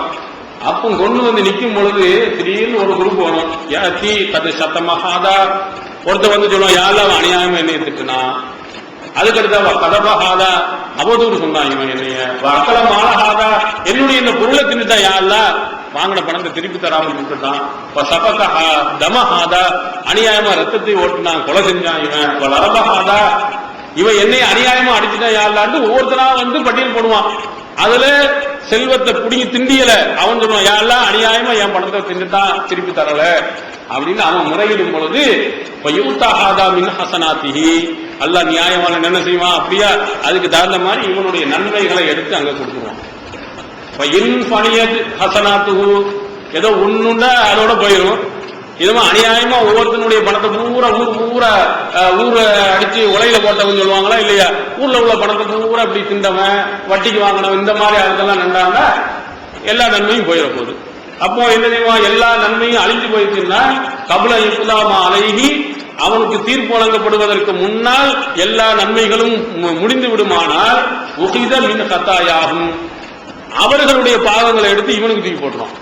அப்படியா, இவனுக்கு பணம் இல்லையா, இல்ல ஒண்ணுமே இல்ல, அப்ப நீ என்னென்ன தப்புலாம் செஞ்சிருக்க, தப்பு செய்யாதவன வரப்போறாங்க, உன் பாவத்தை பூரா எடுத்து இவன் தலையில தூக்கி போடு அப்படின்னு சொல்லிட்டு பாவம் பூரா இங்கிட்டு திரும்பிக்கிட்டே இருக்கு, ரிட்டர்ன் ஆகும் போது அப்புறம் கடைசியில துருஹத் அலைஹி, அவன் தலையில போட்டு சும்மா துரிய பின்னால் நரகத்தில் தூக்கி போடப்பட்டு விடுவான் அப்படின்னு ரசூலுல்லாஹி ஸல்லல்லாஹு அலைஹி வஸல்லம் அவர்கள் என்ன செஞ்சிருக்கிறாங்க, ரொம்ப தெளிவா சொன்னாங்க. பணத்தை நீங்க இங்க ஏமாத்துனீங்கன்னா மறுமையில அவன் புடிங்கிருவான், அதனால ஜன்னத்துக்கு நீங்க போக முடியாது. அதான் அல்லாஹ்வின் தூதர் அவர்கள் கடன்ல இருந்து பாதுகாப்பு பெற்றவனா நீ போனீங்கன்னா ஜன்னத்துக்கு லேசா போயிடலாம், கடன் வாங்கி கொடுக்காம நீ போனீங்கன்னா நீ மாட்டிக்கொள்வாய். ஒவ்வொரு தொழுகையிலும் என்ன கேட்பாங்க, அல்லாஹும் இன்னி அவுதுபிக்க மினல் மாசமி வல் மகரம், யா அல்லாஹ் பாவத்தில் இருந்தும் கடன் தொல்லையிலிருந்தும் என்னை காப்பாடு. ரசூலுல்லாஹ் கேட்கிறது என்ன, பாவம் செய்யக்கூடாது யா அல்லாஹ், அடுத்தவன்ல கடன் வாங்கிடக்கூடாது யா அல்லாஹ், கடனை நான் திருப்பி கொடுத்தவனாக, கடன் இல்லாதவனாக மரணிக்கிறேன்னு ஒவ்வொரு தொழுகையிலையும் அல்லாஹ்வின் தூதர் அவர்கள் அங்க கேட்பாங்க. ஏன் கேட்கிறாங்க, அதையும் ஒருவர் கேட்கிறார், அல்லாஹ்வின் தூதர் அவரே மா அக்ஸர மா தஸ்தைது யா ரசூலுல்லாஹ் மினல் மக்ரம், அல்லாஹ்வின் தூதர் அவர்களே ஏன் நீங்கள் அதிகமாக கடனிலிருந்து பாதுகாப்பு தேடுறீங்க, கடன் தொழிலிருந்து வேணுமான்னு ஏன் அதிகமா நீங்க சொல்றீங்கன்னு கேட்கும்போது அழகா அல்லாஹ்வின் தூதர் பதில் சொன்னாங்க, இன்னர் ரஜுல இதா கரிப ஹத்தஸ ஃபகதப வவாத அஸ்லப. அவன் இருக்கிறானே, அந்த கடன் ஒருத்தன் வாங்கிட்டான்டா, பேசினா பொய்ய பேசுறான், வாக்கு கொடுத்தா மீற ஆரம்பிச்சிடறான். இவனுக்கு எங்க கொண்டு போய் விடும் அந்த கடன்காரனை கரெக்டா கொடுக்க முடியல, போய் பேச ஆரம்பிக்கிறான். அவன் மட்டும் இல்ல, பிள்ளையும் சேர்த்து போய் ஆரம்பிச்சிருவான். வீட்டுக்குள்ளே இருந்துட்டு பாப்பா இல்ல வெளியே போயிட்டாரு அப்படின்னு அங்க கடன்காரன் வீட்டு வாசல்ல வந்துட்டாங்க, வாப்பா இல்ல வெளியே போயிட்டாங்க அப்படின்னு என்ன செய்யறது, அந்த பிள்ளையே வச்சுக்கிட்டு என்ன உள்ள வச்சுட்டு பொய் சொல்ல ஆரம்பிச்சுட்டானா அவனும் சொல்லி தன் பிள்ளைக்கும் பொய் சொல்றதுக்கு முதல்ல படிச்சு கொடுக்கலாம். வாக்கு கொடுத்தா மீறலாம். நாளைக்கு இவன் திட்டுவாங்கிறனால நாளைக்கு அந்த பணம் வர வேண்டியதுக்கு தந்துடுறாங்க. உண்மையிலே பணம் ஒன்றும் வரலாம் இருக்காது. இவனை எப்படியாவது இன்னைக்கு சமாளிச்சு வரட்டி விட்டுறணும் அப்படின்னு சொல்லிக்காண்டி என்ன செய்ய, நாளைக்கு பணம் வரும், அந்த வந்தவனையே தந்துடுறாங்க, வாக்கு கொடுக்குறான். ஏன் நாளைக்கு எங்க இருந்து பணம் வர, எங்க இருக்கவன்ட்ட நாளைக்கு உடனே ஊரை விட்டு எங்கேயாவது பக்கத்து ஊருக்கு போயிட வேண்டியது. வீட்டுல வந்தா போனவர் இன்னும் வரல, அந்த பணத்துக்காண்டி தான் போயிருக்கான்னு கொண்டாடிய போய் சொல்ல வைக்கிறது. என்ன செய்யும், அப்படியே கடன் வாங்கினா இஸ்லாத்துல கடை செஞ்ச எல்லாத்தையும் ஒண்ணுக்குள்ள வருது. அதனால்தான் நான் அதிகமா யாருல என்னோட இது பாவத்தை விட்டு என்னை காப்பாத்து, கடன்ல விட்டு என்ன செய்ய என்னை காப்பாத்து என்று ரசூலுல்லாஹி ஸல்லல்லாஹு அலைஹி வஸல்லம் அவர்கள் என்ன செஞ்சிருக்கிறாங்க, கேட்டிருக்கிறாங்க. அதனால கடன் வாங்கியவர்கள் அவசியமானு கேட்டு, நிறைய இப்ப வாங்குற கடன்கள் எல்லாம் என்ன, எதுக்கு கடன் வாங்குறான்னா அரிசிக்காக வேண்டி கடன் வாங்கினவன் இல்ல, என்ன மீன் வாங்குறதுக்காண்டி சாப்பாட்டுக்காண்டி வாங்கினவன் ரொம்ப குறையும். எல்லாம் எதுக்கு, ஆடம்பர பொருள் வாங்குறதுக்கு, டிவி வாங்குறதுக்கு வாங்கியிருக்கான், செல்போன் வாங்குறதுக்கு வாங்கியிருக்கான். இந்த வெளிநாட்டுக்கு போறாங்களே, வெளிநாட்டுக்கு போய் இறங்கி வேலையே அவனுக்கு கிடைச்சிருக்க, வேலை கூட போயிருக்க, முதல்ல போய் ஒரு 20, 10,000, 15,000 ரூபாய்க்கு அந்த பலவலன்னு ஒரு செல்போனை வாங்கினா அவனுக்கு திருப்தி. ஏப்பா பக்கத்துல எத்தனையோ இருக்காங்களோ, அம்மாட்ட பேசணும்னா அந்த நம்பரை கொடுத்து பேசிக்கிறவனே, சம்பளம் வாங்கினவன முதல்ல வாங்கினவன அவனுக்கு செல்லு என்னன்னா திருக்கு பிடிக்கிற மாதிரி ஆயிடுச்சு. இதுல ஒரு அத்தியாவசிய பொருளா, இந்த ஆடம்பர பொருள்கள் இந்த அத்தியாவசிய பொருளா போச்சு. டிவி இல்லைன்னா திருக்குன்னு இன்னைக்கு எல்லா எங்க பிள்ளைங்க பூரா பக்கத்து வீட்டுக்கு போகுது, எந்த வீட்டுக்கு போகுது, இதா இருக்கு அதா இருக்கு. எப்படியாவது நீங்க டிவி வாங்கிட்டாங்கன்னா இவன் வட்டிக்கு வட்டி எங்கேயாவது வாங்கிட்டு வந்து என்ன செஞ்சிடலாம், அங்க போய் டிவியை வாங்கி வச்சிடலாம், திருச்சியை வாங்கி வைக்கலாம். என்ன நம்ம வாங்கணும்னு நீங்களே எடுத்து பாருங்க. அத்தியாவசிய பொருள்களுக்காக 99% யாரும் வாங்குறது, ஆடம்பர பொருளை வாங்கிதான் கடன்களை சேர்த்துக்கிறோம். சில ஆளுக்கு அளவுக்கு அதிகமாக என்னது அகலக்கால் வைக்கிறது. உங்கள்கிட்ட 2 லட்சம் தான் இருக்குன்னு சொன்னா 10 லட்சத்துக்கு உள்ள ஒரு இடத்த வாங்கி கடையை ஆரம்பிச்சுட்டு பேங்க்ல போய் வட்டிக்கு வாங்கி அதோட கலந்து போறது. அப்படித்தானே? ஏன் 2 லட்சத்துக்கு எவ்வளவு முடியுமோ அந்த வேலையை நம்ம செஞ்சா என்ன, அந்த மனசே வர்றது இல்லை நமக்கு. 10 லட்சத்துக்கு அல்ல 50 லட்சத்துக்கு பார்ப்போம், இவன்ட்ட ஒரு 20 லட்சம் வாங்குவோம், அவன்கிட்ட ஒரு 20 லட்சம் வாங்குவோம். சரி வாங்குறத கொடுக்குற அளவுக்கு நம்பிக்கை இருக்காங்க, ஏதாவது போட்டு இறங்குவோம்னு சொல்லிட்டு இறங்கி கடைசியில இந்த இருக்கிற 2 லட்சமும் வட்டியில மூழ்கி போறதை பார்க்கிறோம். இப்படித்தான் கடன் வாங்கக்கூடியவர். உண்மையிலேயே நம்ம கடன் வாங்கலாம், அல்லாஹ் கஷ்டப்படுத்தானே வாங்கலாம், ஆனா கொடுக்கக்கூடிய ஒரு தகுதி நம்மகிட்ட இருக்கா, கொடுக்க முடியுமா, அதுக்கு முன்னால இந்த பொருள் நம்ம வாங்கித்தான் ஆக வேண்டுமாங்கிறது நீங்க யோசிச்சு பாருங்க. அப்புறம் வாங்கிட்டு கடைசியில வெள்ளக்கேற்ற வீக்கம் இல்லாமல் போனிச்சுன்னா கடனாளியா நம்ம போய் இறந்தோம்டா அவன் காரி துப்புவான், அவன் காரி உமிழ்வான். ஆனா பாதிக்கப்பட்டவன் கையெழுந்தனா யாரெல்லாம் நான் இதுக்கு கல்யாணத்துக்காண்டி வச்சிருந்தேன், அந்த இதுக்காண்டி வச்சிருந்தேன், இதுக்காண்டி வச்ச இவன் கேட்டான்னு கொடுத்தேன், இப்படி என்னை கவுத்துட்டா யாழ அவனை பாத்துக்கன்னு அவன் கையேந்தினாலும் நம்ம போய் சேர்ந்துடுவோம். அதனால இந்த மாதிரி கடன் அவசியமா என்பதையும் நீங்கள் என்ன செய்யுங்க, கவனித்து நீங்கள் நடந்தீர்களே ஆனால் என்ன செய்யலாம், கண்டிப்பாக ஜன்னத்திற்கு நம்ம கண்டிப்பா போகலாம். அதனால சொர்க்கத்திற்கு போகக்கூடியவர்கள் இந்த 3 விஷயத்த கவனமா இருங்க. 1 ஆணவம், 2வது மோசடியில் இருந்து தவிர்த்திருக்கிறது, 3வது கடன் தொல்லையிலிருந்து நீங்கி இருப்பது. கடனை கொடுக்காம இறந்து போயிடக்கூடாது, மோசடி செய்தவனாக இறந்து போயிடக்கூடாது, ஆணவம் உள்ளவனாக நடந்தவனாகவும் இறந்து போயிடக்கூடாது. இல்லாமல் நம்ம நடப்போமானால் நமக்கு கண்டிப்பாக என்ன செய்யும், சொர்க்கத்தின் வாசல்கள் இலகுவானதாக ஆகும் என்பதை என்ன செய்யும், நம்ம மனதில் வைத்துக் கொள்ள வேண்டும். எல்லாம் உள்ள அல்லாஹ் தஆலா நாம் அனைவர்களையும் அப்படிப்பட்ட ஒரு நல்லவர்களாக ஆக்கி அருள்வானாக. வாசல் திருக்குரான் தமிழாக்கம் பி ஜெய்னுலாபிதீன். அனைவருக்கும் புரியும் எளிய நடை, தேவைப்படும் வசனங்களுக்கு தெளிவான விளக்கங்கள், கலை சொற்களின் விளக்கங்கள், திருக்குரான் எவ்வாறு அருளப்பட்டது, எவ்வாறு தொகுக்கப்பட்டது என்பது குறித்து முழுமையான விளக்கம். நபிகள் நாயகம் ஸல்லல்லாஹு அலைஹி வஸல்லம் காலம் முதல் இன்று வரை குர்ஆன் பாதுகாக்கப்பட்ட வரலாறு, திருக்குரான் இறைவனின் வார்த்தைகள் என்பதற்கான அடுக்கடுக்கான ஆதாரங்கள், முந்தைய பதிப்புகளை விட மெருகூட்டப்பட்ட செய்திகள், கூடுதலான பக்கங்கள், அழகிய வடிவமைப்பு, உயர்தரமான பைண்டிங். விலை ரூபாய் 300 மட்டுமே.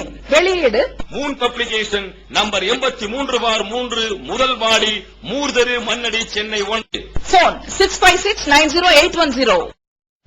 அல்லாஹ்